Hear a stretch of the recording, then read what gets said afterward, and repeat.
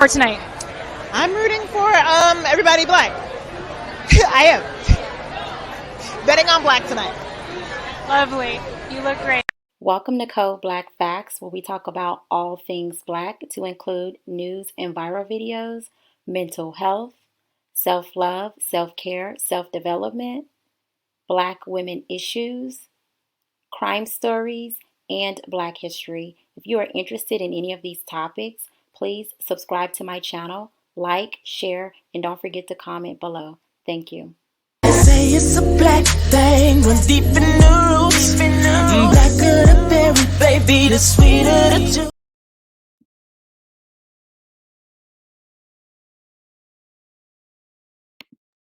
Jewish Community Center in Northeast Miami-Dade. A man accused of shooting and killing his wife just a day after police say he stabbed her.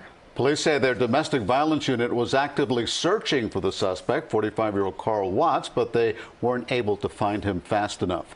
CBS 4's Ashley Dyer joins us live from the Jewish Community Center where the deadly attack took place. And Ashley, police say Watts has an extensive criminal history.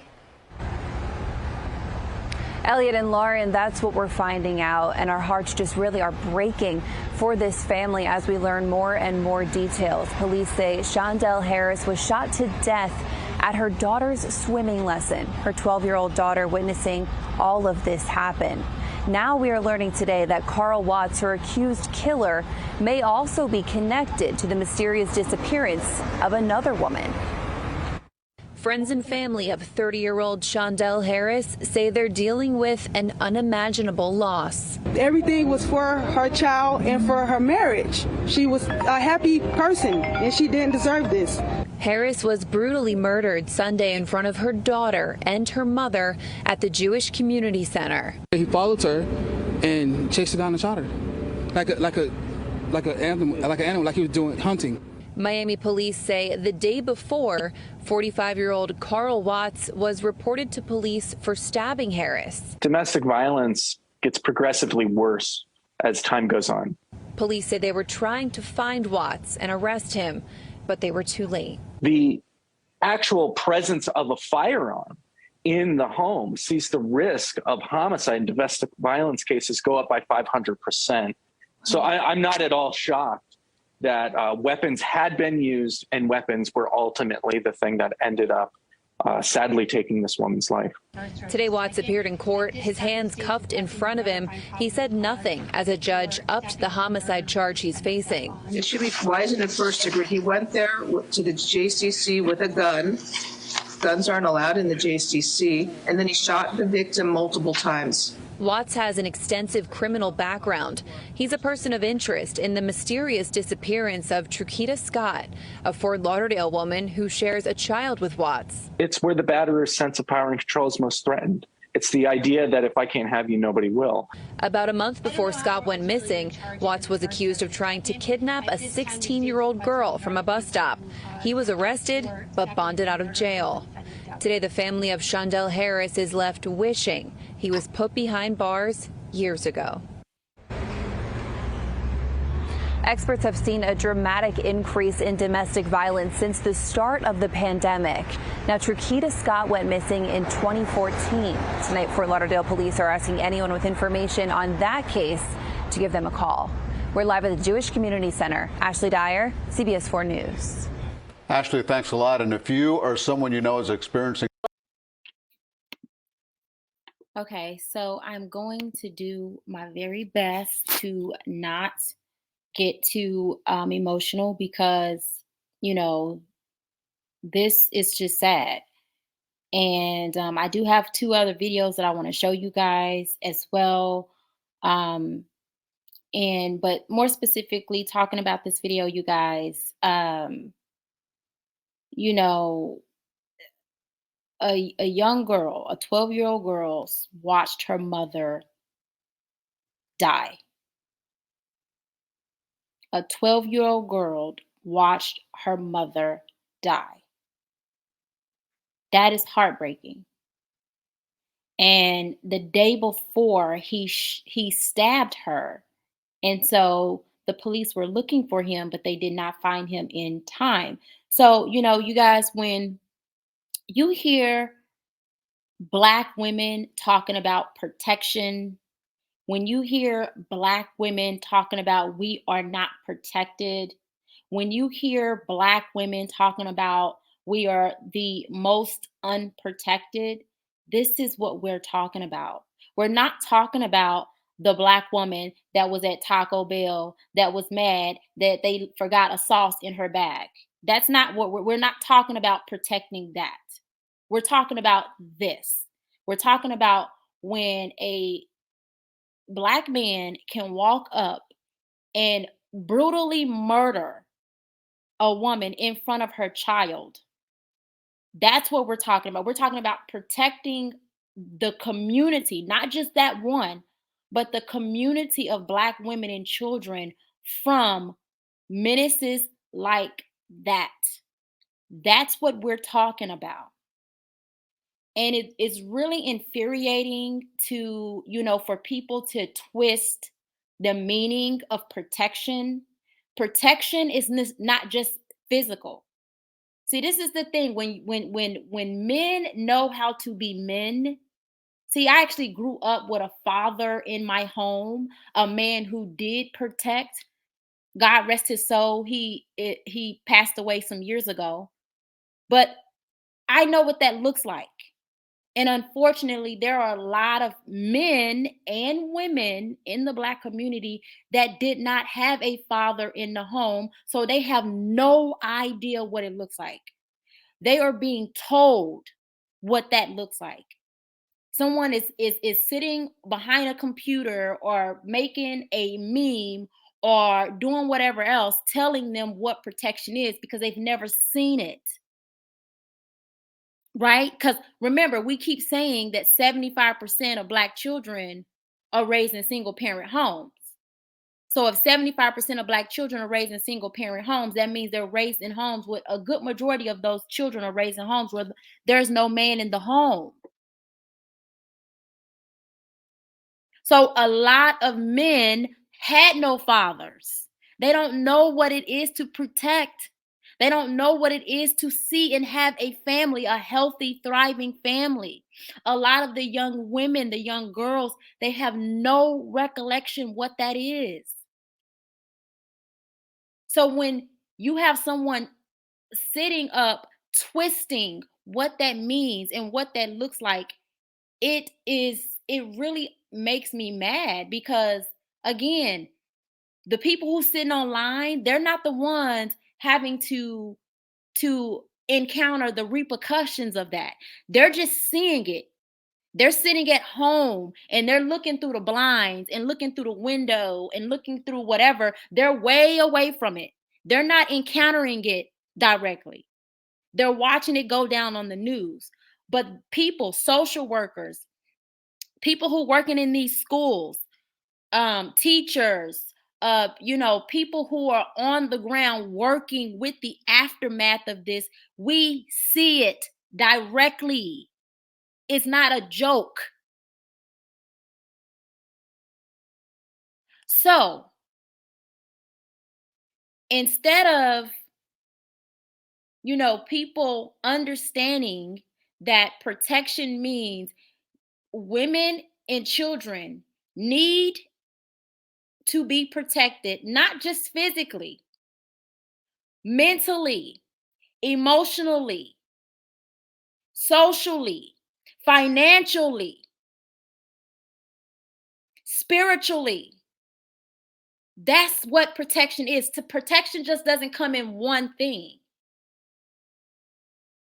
So when we talk about protection financial, the reason why so many people mishandle money is because again, they never seen anyone in the household, more specifically the father, managing the money.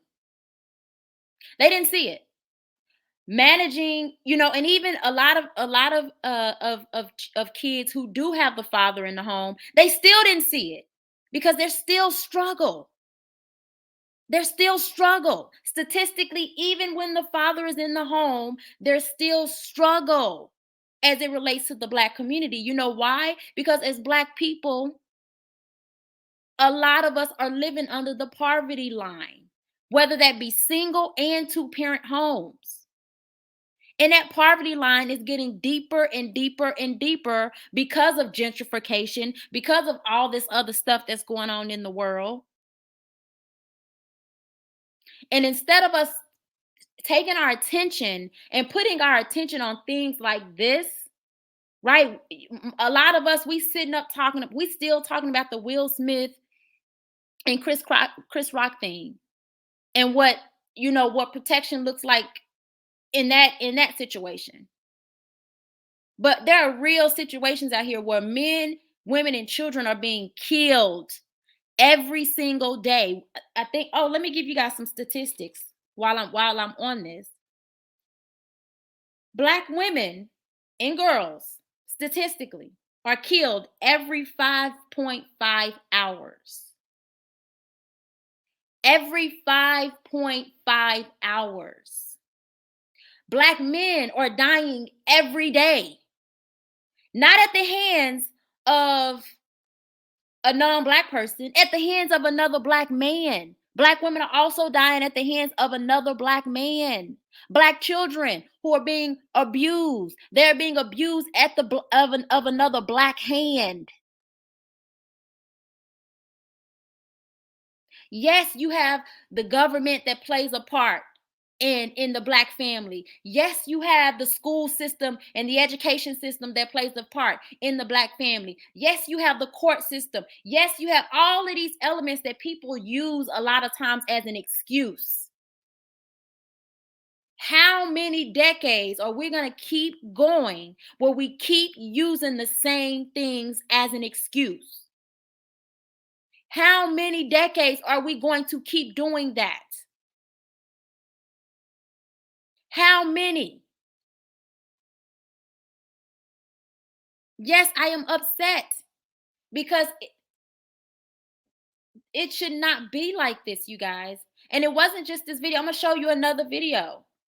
But I just want to drive that point home. When we talk about protection for men, women, and children, but women and children are the most vulnerable.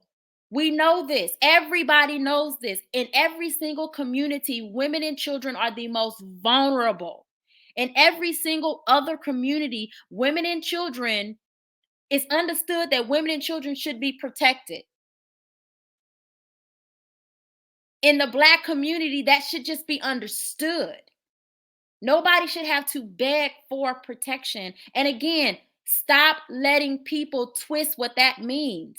You got people on here talking about, Black women are talking about being protected because, they go off and, they curse somebody out at Target and then they want a Black man to step in and get in between that. Nobody's talking about that.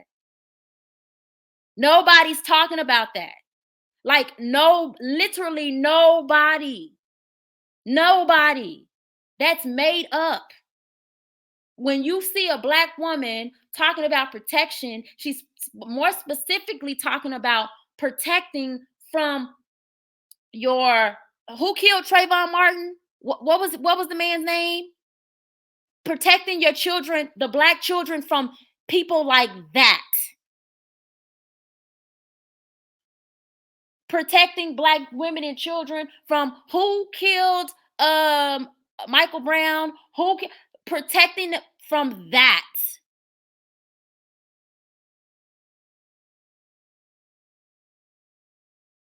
That's what we're talking about. But see, it's easier to turn things and make it seem as though we're talking about protecting from the stupid stuff. Because a lot of people don't want to face the real. Because the real means that you got to get real. The real means that you can't just sit up and talk that talk. The real means that you actually have to get up off your butt and do something. That's what the real means.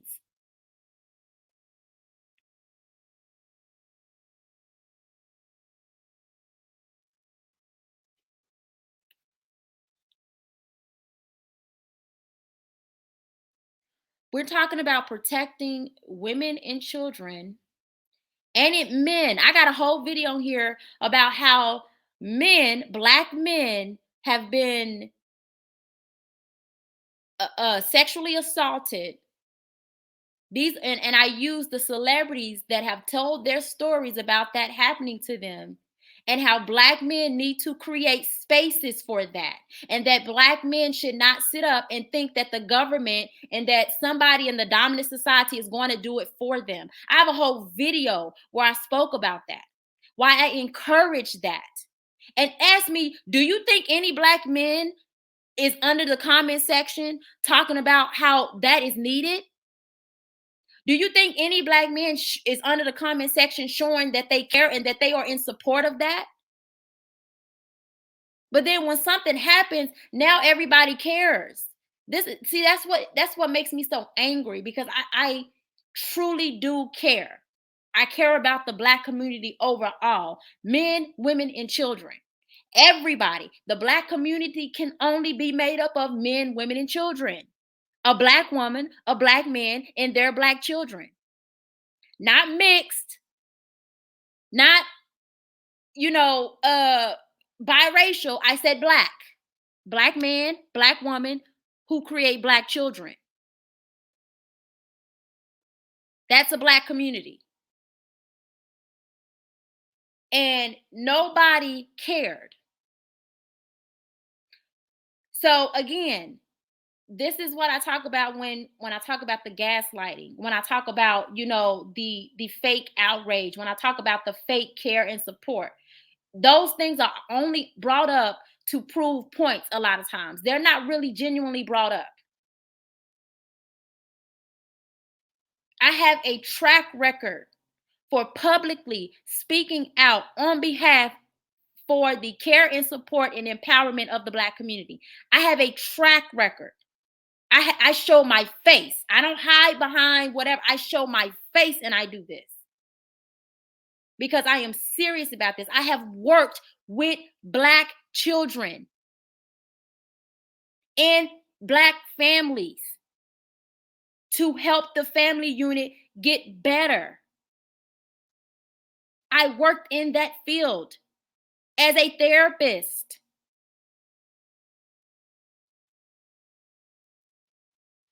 So, for me, this is not about play. This is not about using, sitting up, using certain little clips and videos and memes and taglines and things like that to win an argument or to, point the finger. It's not about that for me.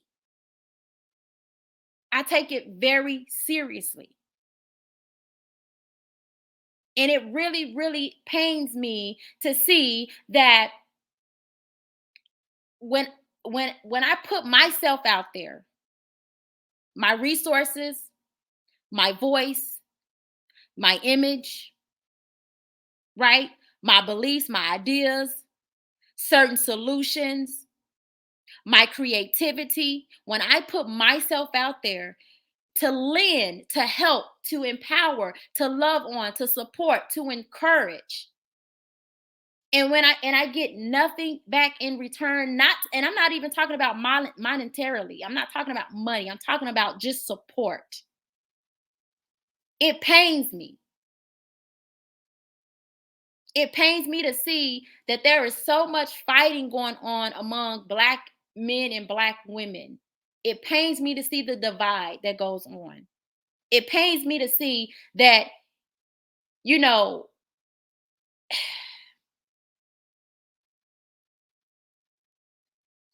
So anyways, you guys, let's go to the next video.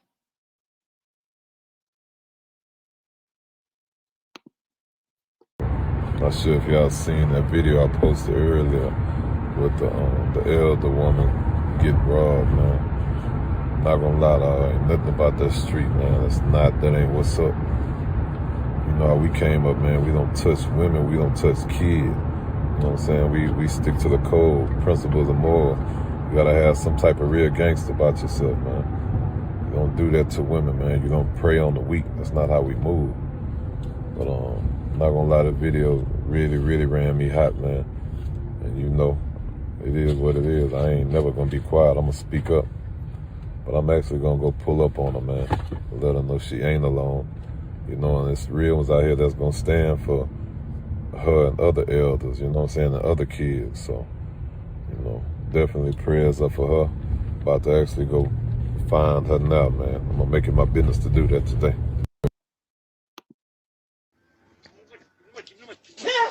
Yeah, you can't pay though. Pay. I don't have no money. Tanisha said you got the money. I swear, it's in there. It's in there. It's in there. It's in there.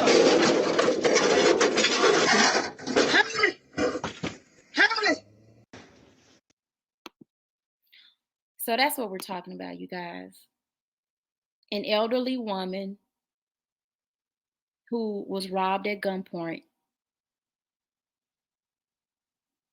That's when we say protection, that's what we mean. Protecting Black women and children from that right there.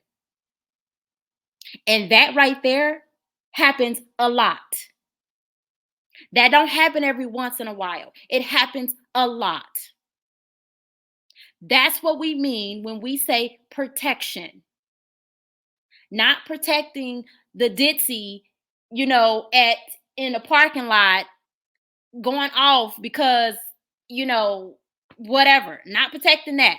We ain't talking about that. We're talking about this elderly woman and, of course, the children from nuisance and menaces like that.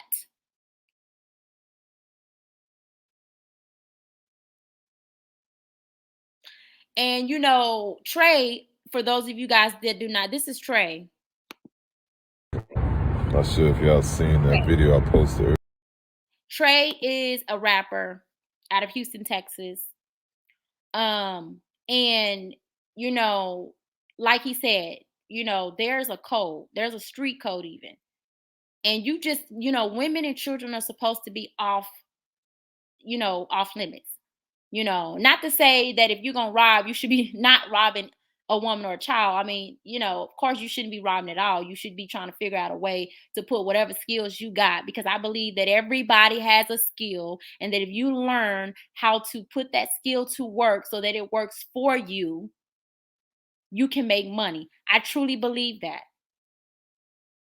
I truly believe that. And I believe that if you invest in yourself and invest, in your ability, anybody can make money. I truly believe that. I truly believe that. I have seen it. Now, how much money? That's up to you. That's up to the obstacles that get in your way that you are determined to overcome. Nobody said it's not going to be hard. Nobody said it's going to be easy. Nobody said that it's not going to be, maybe situations, certain factors, racism, discrimination, so on and so forth. Nobody said that is not going to happen to you. As a Black person, as a Black woman, I'm telling you, that happens. It has happened to me in the many different businesses, okay? And I say that with an S on the end, that I have gotten into, and have created for myself.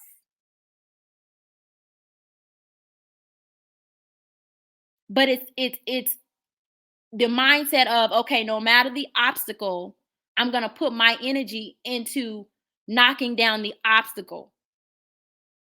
And the young man that went up and robbed this elderly lady, I know that he looks to be athletic. Some kind of athletic. Maybe there's just different things that this man can create if he really had the direction and was to put his mind to it. But instead of him out here trying to figure out how to take what he already have, what God has already blessed him with, and how to take that and make money, hell, he could get on YouTube and make money. But instead of him trying to figure out how to do that, he out here robbing his own. A woman that looked like his mama, his aunties, sisters, an elderly woman. This upsets me, and it should upset everybody. Everybody should be upset by this. especially right now in recent times with the whole Will Smith and Chris Rock situation happening, everybody's talking about protecting and protection.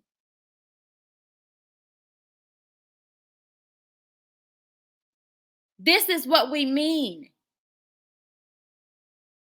This is what we mean. I watched a video not too long ago of a white man. He had a 14-year-old or 15-year-old daughter. She's on TikTok, huge on TikTok. The white daughter has millions of followers on TikTok.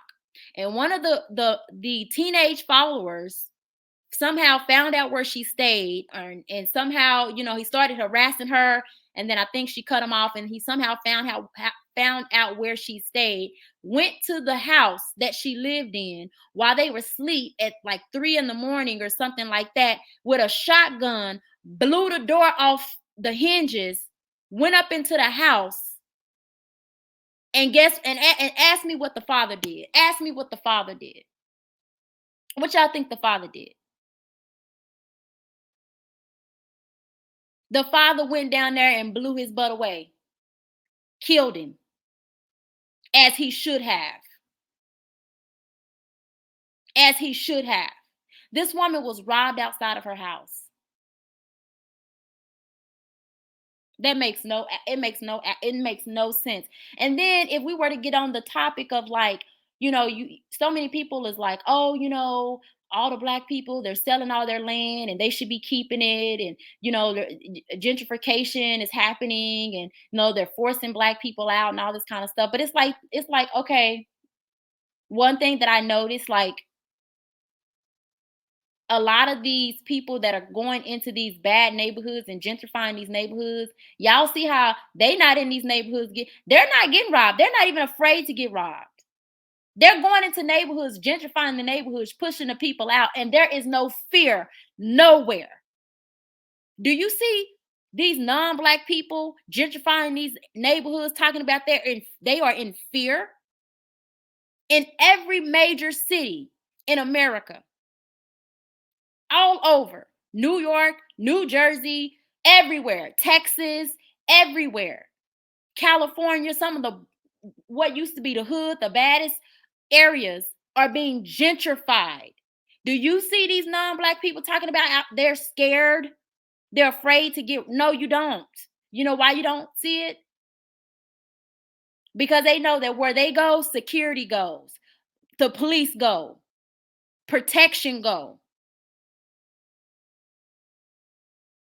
And it should be like that for the black community as well. We sit up and we talk about the Black Panthers and how the Black Panthers used to protect the neighborhoods, and how, some of these gangs that were originally created to protect the neighborhoods and stuff like that. We hear these stories and it's like, okay, these stories happened 40, 50 years ago. It's like, why can't we have that now?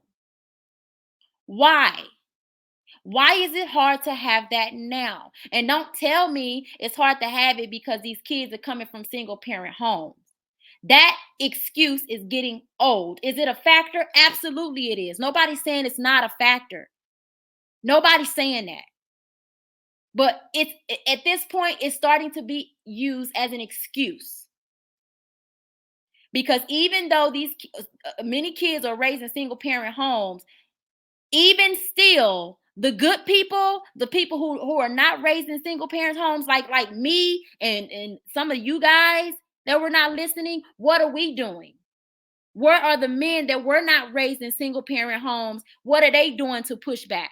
Where are the men that were raised in single parent homes, but they say, you know what, I was raised in a single parent home, but I decided not to go that route. I decided to take a different route. And so I'm going to go back. Where are those people at? They're nowhere to be found. They get out and they leave and they never come back. And then we sit up and we criticize them for that. But it's like, can we really be critical of them for that? I posed the question.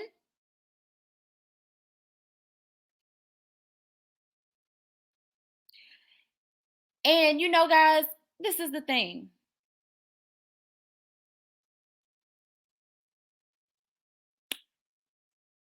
I had to come to an understanding that the world is changing.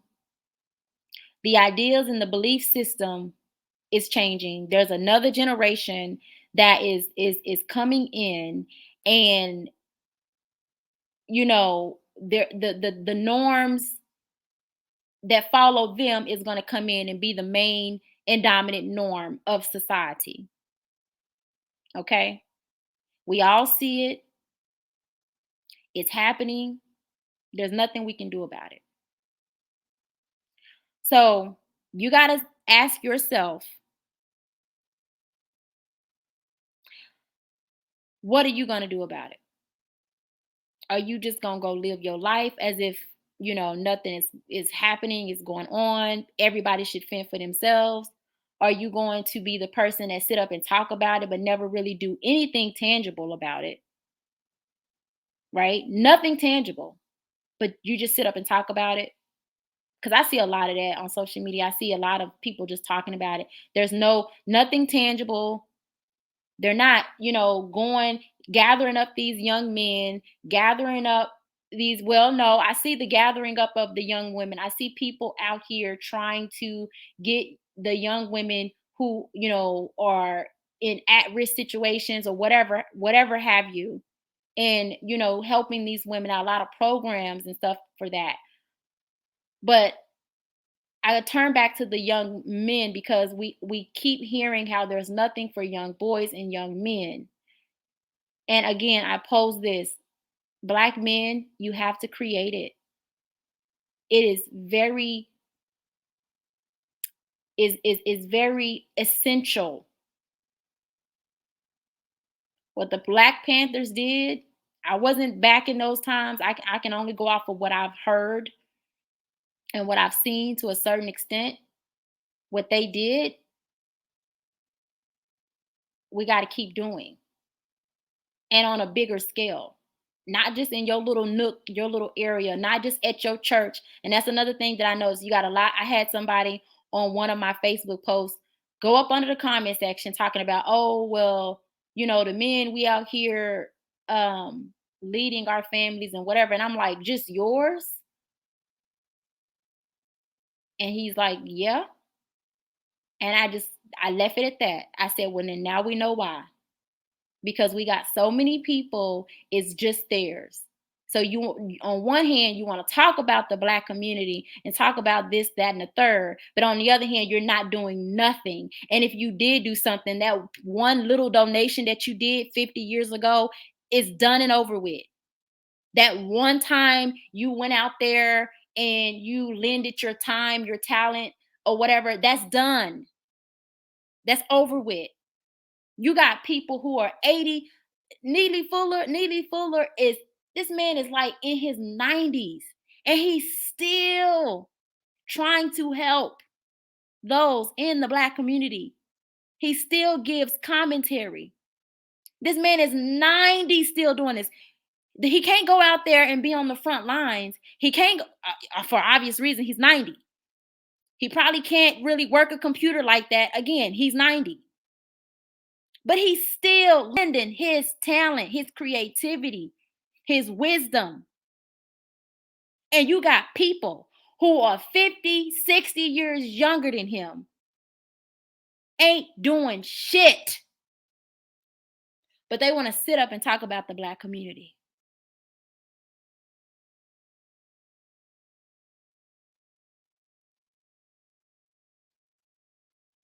You know, part of the reason why my channel, you guys probably have already seen, is at the beginning, it was, you know, kind of like I would post a video, and then for months I wouldn't post a video. Then I would post a video, and then for months I wouldn't post a video. And went on like that for some years. Number one, I was very busy. Number two, you know, it was just a lot going on. But when I got to the point where I could do that, and I could post more consistently, I had to ask myself, you know, is it worth it? Is it worth it? Because I have seen and I have heard how people come on YouTube and they are viciously attacked. They are doxxed. Their families and those who are attached to them are attacked. And I had to ask myself, is that something that I want to happen to me based on me lending my voice and my talents and the things that I have to say to help? Is that something that I want to put myself in the fire of? Because I still have a career, you guys. I got a career. I have businesses.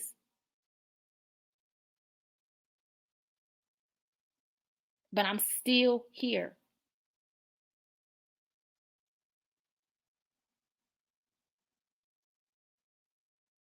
So that's all I had. I hope I didn't hold you guys too long. These two videos, they just, they hit home for me because one is an elderly woman. One day I hope to get elderly myself. And one is, a woman that was killed, but her young daughter had to watch her be killed. And that affects me, even though I don't have children, it affects me because, again, I am concerned about young girls. I am concerned about the state of women. I'm a woman myself. And I know that whatever is out there for Black women is for me as well. That look, I used to do this myself. I used to think, oh, well, I'm not that kind of woman, so that really won't affect me. Oh, well, I don't really do those things. Those are really not my behaviors. I don't do stuff like that, so that doesn't affect me. And I used to say that, and I used to live in that. And what I began to realize is, even though the situation is not my own that I would see, even though the details, the identical details were not the details of my own, some kind of way it still circle back and would affect me because I am a Black woman. I thank God. It's God watching over me, the Most High watching over me. I've never been beat down or anything like that, or hit in the face with a skateboard, or tried to be pulled into a car. None of that has ever happened to me. Thank God. Thank God. And but even though it hasn't never happened to me, I'm not under the delusion that that I can't be walking into my house, or bringing in some groceries, or hiring somebody to do my yard, and then they decide they want to get crazy or something. I'm not under delusion that just because it happened in another city, another state, another country, that it can't happen to me. I used to be under that delusion, but I'm no longer under that delusion because it can. I just hope you guys can listen to this video and learn something. On that note, I'm out. You guys have a good night. Thank you.